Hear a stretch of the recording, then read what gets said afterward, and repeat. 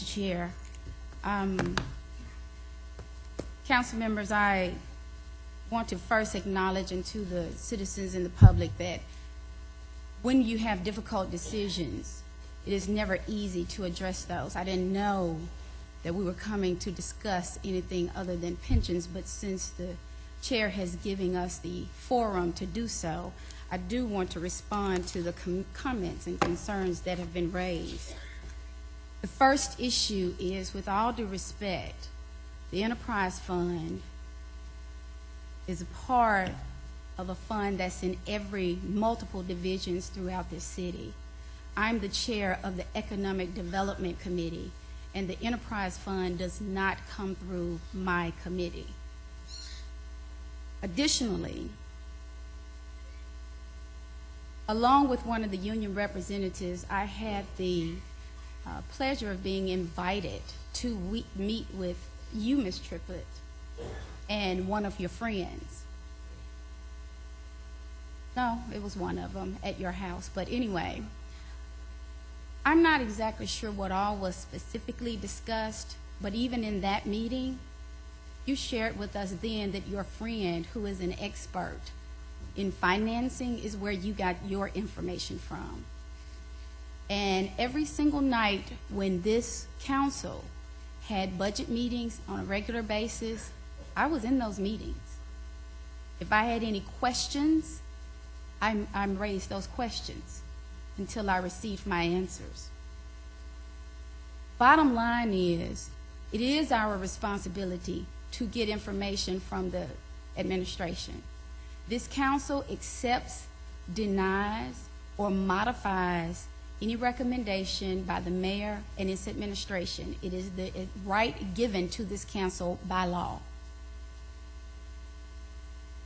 Now, regarding a credit card fund, I would hope that you are a bigger person than to literally take a piece of paper and make a decision to come and make a public statement about it. If you want to know anything about the credit card program, then you are certainly welcome to ask. But your information and your facts are altogether wrong.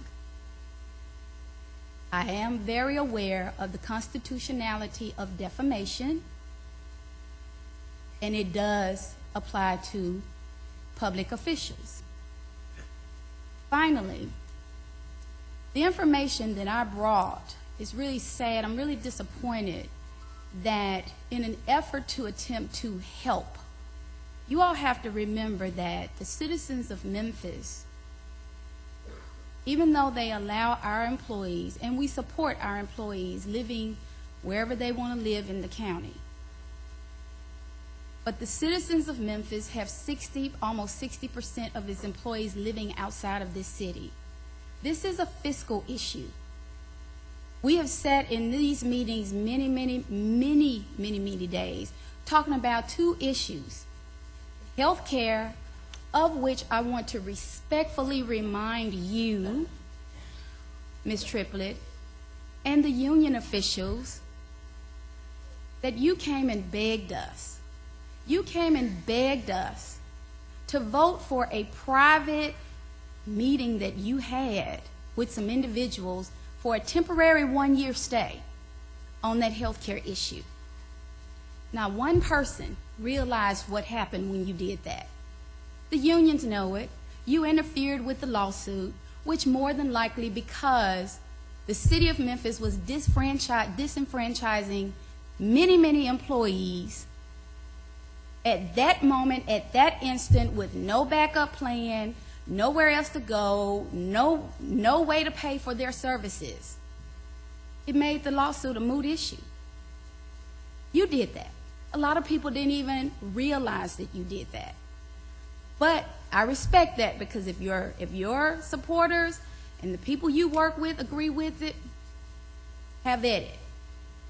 But you caused the health care plan to take a different turn. On the pension plan, we have a deficit. I don't like it.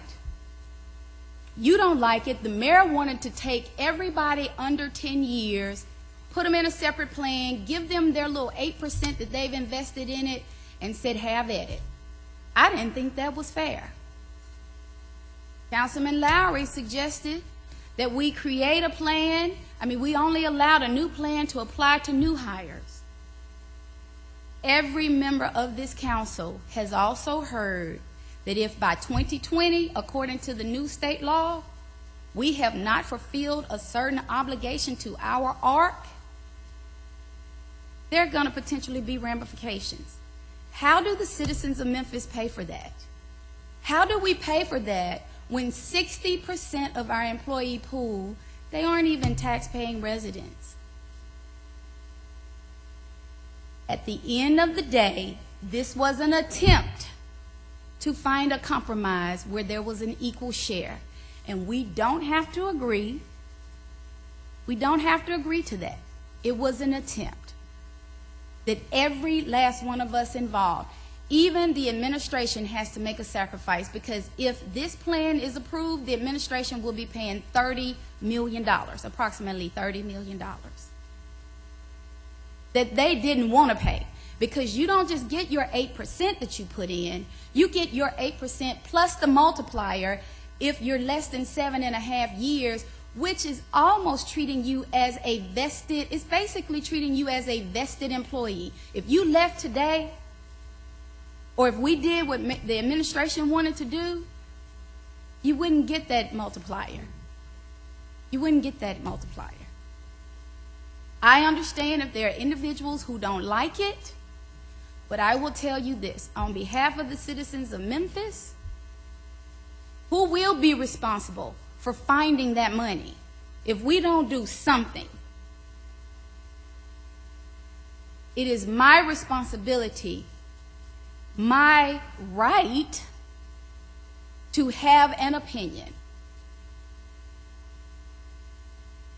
What we're doing is not hurting anybody. It's not taking away your benefits.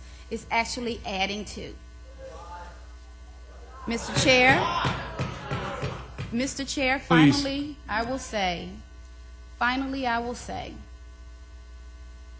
when I was heard in the public meeting that many of you attended, and I said, if you had to compromise to both the administration and the employees/union, if you had to compromise, what would a compromise be? Nobody wanted to compromise. Nobody wanted to sacrifice anything. They just felt like we needed to deal with it as a city. Right before that meeting, I personally had a meeting with Siegel. We reviewed the PwC numbers, and those are the numbers that were used. Mr. Chair, I respectfully submit to you that over the past week, we have met on at least 5 occasions with the administration. We've received the numbers from PwC again, and we have talked with Siegel, and these numbers are accurate. Thank you, Mr. Chair. Thank you. All right, the next speaker